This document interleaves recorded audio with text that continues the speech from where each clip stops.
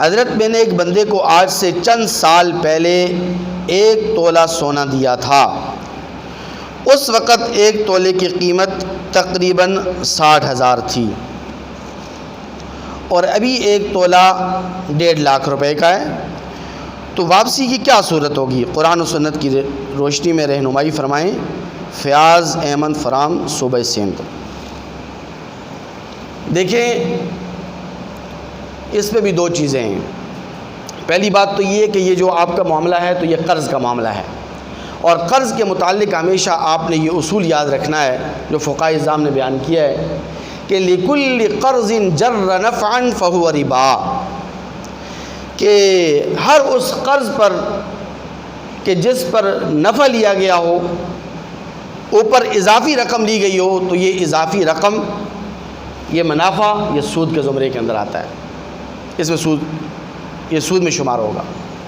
دوسری بات صحیحین کی روایت ہے، یعنی بخاری کے اندر بھی یہ روایت موجود ہے، مسلم شریف کے اندر بھی یہ روایت موجود ہے.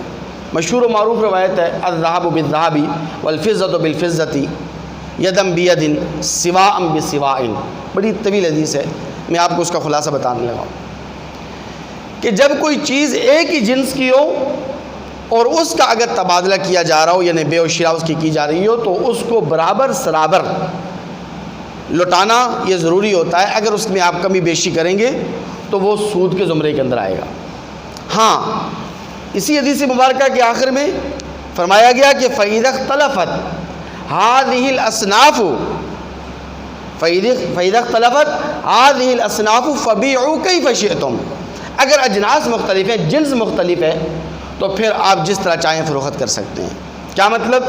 مثال کے طور پر سونے کے بدلے میں سونے کا معاملہ کیا جا رہا ہے، چاندی کے بدلے میں چاندی کا معاملہ کیا جا رہا ہے، تو پھر برابری والا معاملہ ہوگا، پھر اس میں کمی بیشی نہیں ہو سکتی.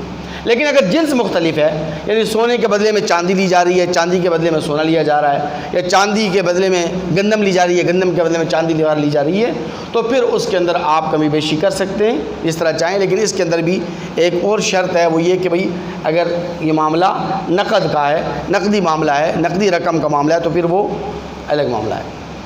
تو اب جو آپ نے سوال پوچھا ہے کہ میں نے 1 تولہ سونا کسی کو دیا تھا آج سے چند سال پہلے، اور اس وقت تولے کی قیمت کتنی تھی؟ 60,000 روپے تھی. آج تولے کی قیمت 1.5 لاکھ روپے ہے. تو اب واپسی کی صورت یہ ہوگی کہ آپ کو وہ آپ کا جو مقروض ہے وہ 1 تولہ سونا ہی دے گا، بھلے اس کی قیمت 1.5 لاکھ کیوں نہیں ہو گئی ہے، وہ اس کا اپنا معاملہ ہے، کیونکہ آپ نے پورا 1 تولہ دیا تھا. اب واپسی بھی 1 تولہ ہی لیا جائے گا، اگرچہ اس کی قیمت کے اندر زمین آسمان کا فرق ہو گیا ہے، 60,000 کہاں اور 1.5 لاکھ کہاں.